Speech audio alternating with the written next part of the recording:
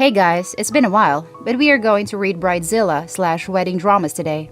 Our first story is titled, My 28 female cousin 32 female wants me to be a bridesmaid in her wedding to my ex-fiance 36 male, and my family are pressuring me to accept.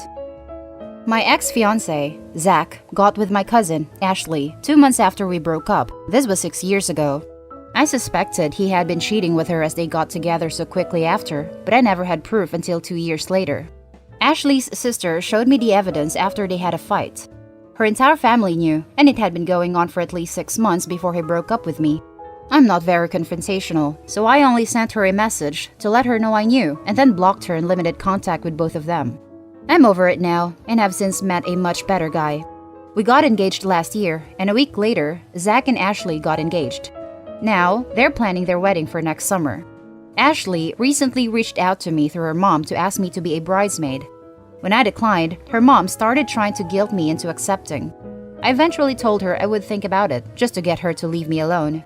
They've since recruited the rest of my aunts/uncles/cousins to try to convince me to be her bridesmaid. I don't want to, but I feel like I have to accept. Do I just suck it up and accept? Now for the top comments of this post. You do not have to accept. Opie should tell her family that her presence at the wedding would do nothing but detract from the attention on the bride, as no one who knows the family and their history will be able to talk about anything other than the fact that the groom is Opie's ex, which will inevitably bring up the cheating. As in, Opie should make it clear that if they want her there, she will make sure everyone knows the history and that the groom is her ex, followed by a detailed account of the cheating. That should be enough to put them off the idea. No one wants that kind of attention on their wedding day, or have the attention relocated to someone else. No is a complete sentence in answer to an unreasonable request. Normally, I would add that you don't even have to explain yourself. In this case, I would recommend that you reach out to your cousin and tell her no. Then tell her that she has to tell her army of pesterers to back off completely, because otherwise, you will have no choice but to make your no very public with a detailed explanation of exactly why you are declining the invitation. I don't think I could use no as a complete sentence in this case. I think it would be something like, sure, I'll accept being a bridesmaid, and I would also like to include a PowerPoint presentations for the time he was screwing both of us at the same time. Oh, and I hope you all burn in hell. Sounds like a plan? Ugh. This has really fired me up on Opie's behalf. No. She only wants you as a bridesmaid to make herself feel better about the crappy way her relationship began. Tell everyone they're being rude. I really hope your wedding is small and doesn't include these people. Yeah, it sounds like she's trying to whitewash the situation so she can control the narrative around the cheating. Oh, hubby was with my cousin when we first met, but he and I just clicked, and things weren't serious with cousin, so she stepped aside. We're still on great terms. She was even a bridesmaid at our wedding. It's possible she's even trying to keep you at her side during the wedding, so you don't bring up the way the happy couple met to other guests. Being a bridesmaid involves work and obligations, which is fun to do for a friend, but would be infuriating for someone you dislike or who is trying to manipulate you. Do you want to help arrange her bridal shower, potentially pay for a dress and hair/makeup, and run around fixing last-minute ceremony things instead of chilling at home or catching up with other guests? The next one is titled, Am I the a-hole for telling my daughter to cancel her marriage?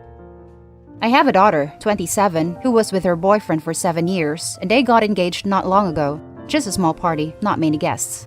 She always talks to me about how she loved him, how he always listens to her, and he was made for her. I have agreed with her, since I found him to be a good-natured man. He was kind and humble, and was always respectful to our family. We've met his parents for dinner twice or thrice, and they hit me as a little sexist, asking questions to my wife like, I don't know why you're working. Isn't that the husband's job? It's the mother's job to be taking care of the children. Now that they wanted to make it more serious, and they planned a marriage. Anyways, we have been planning about the marriage, and one day, her boyfriend comes to me and says that his parents want to talk to me. I was going to call my daughter too, but he said that she wasn't allowed. I went with him and his parents started talking to me about dowry. I was confused and said that there was no dowry, and in 2020, who even gives dowry? But boyfriend and his parents started lecturing me about how necessary it was, and how my daughter would be a stay-at-home wife. My daughter has told me that she wants to continue her dreams, so I don't know what this is.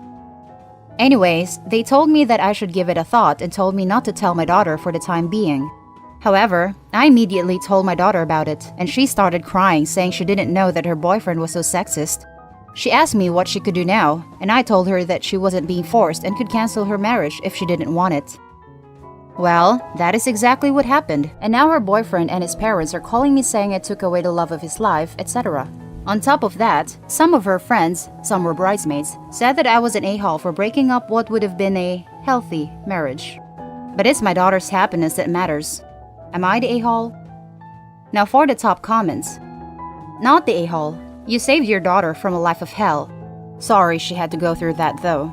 I'm sure it was a shock to realize her ex and her almost in-laws are misogynistic a-holes. Hope she's doing okay. 7 years is a long time. How did this not ever come up before? I myself don't know. I always felt that he was different from his parents.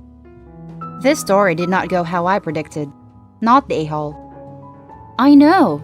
The first few lines had me thinking something different. OP, you did the right thing. Not the a-hole. Not the a-hole. This is the kind of parenting that the modern world needs.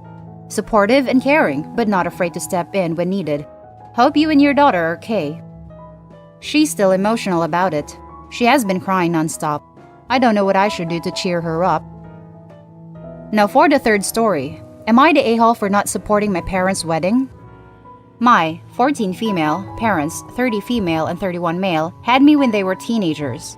There were a lot of sacrifices in their behalf, but we have a rather comfortable life nowadays and they are both good parents. They have been saving for quite a while and they finally want to have their dream wedding. My mom has been planning this wedding for years and she talked about it with me a lot, asking for my suggestions. I'd say I helped plan the wedding with how much we've talked about it and the amount of suggestions I made she incorporated. A few days ago, my parents told me they decided to have a no-kids wedding, so no one under 21 would come. I felt hurt at first, but they said they wanted to party like the wedding they had wanted to have before they turned 18, and I thought it was fair. Today, they told me that they plan to have my 4 cousins, 2, 5, 7, and 8 male, stay with me at our house for the whole day so my 3 aunts can come and I wouldn't be alone. I said I didn't want to be a babysitter after I was pretty much excluded from a wedding I helped plan, and it was my parents' wedding I was being excluded from. My mom called me an ungrateful witch and said it would be my way of contributing to the wedding, and it will be ruined if I don't accept it.